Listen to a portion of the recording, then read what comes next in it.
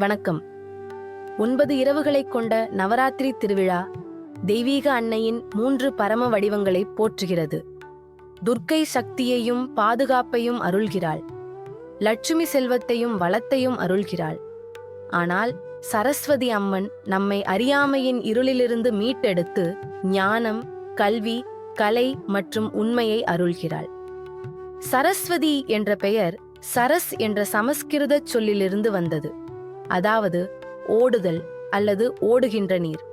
எப்படி நதிகள் நிலத்தை போஷிக்கின்றனவோ அதுபோலவே சரஸ்வதி தேவியும் ஞானத்தின் ஓட்டத்தை நமக்குள் பாயச் செய்கிறாள். ஒளி வீசும் வெள்ளை தாமரையில் அமர்ந்திருக்கும் அவர் பளபளக்கும் வெள்ளை புடவையில் அலங்கரிக்கப்பட்டு பிரகாசிக்கிறார். அவரது 4 கரங்களில் கல்வி மற்றும் ஞானத்தை குறிக்கும் புனித நூல், தியானத்தையும் ஆன்மீக எழுச்சியையும் குறிக்கும் ஜெபமாலை, இசை மற்றும் கலைகளை குறிக்கும் இசைக்கருவி குறிக்கும் வீணை, தூய்மையும் வாழ்க்கையின் ஊட்டமுமாகிய குடம், இவை அனைத்தும் மனிதனை உயர்த்தும் கருவிகளாக விளங்குகின்றன.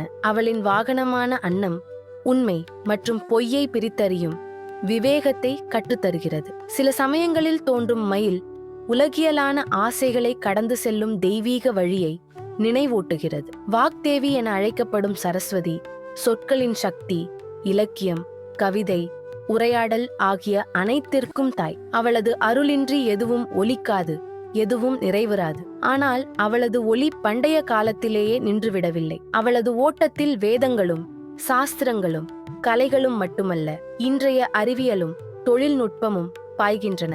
பனை ஒலை சுவடிகளிலிருந்து நவீன நூலகங்கள் வரை, வீணையின் இசையிலிருந்து செயற்கை நுண்ணறிவின் குறியீடுகள் வரை அனைத்தும் அவளது நித்திய அருளோடு கலந்தே இருக்கின்றன. நவராத்திரியில் பக்தர்கள் தங்கள் புஸ்தகங்கள், இசைக்கருவிகள், வேலைக்கருவிகளை அவளது முன் வைத்து அருளை பெறுகின்றனர். விஜயதசமியில் அவை மரியாதையுடன் மீண்டும் எடுக்கப்படுகின்றன.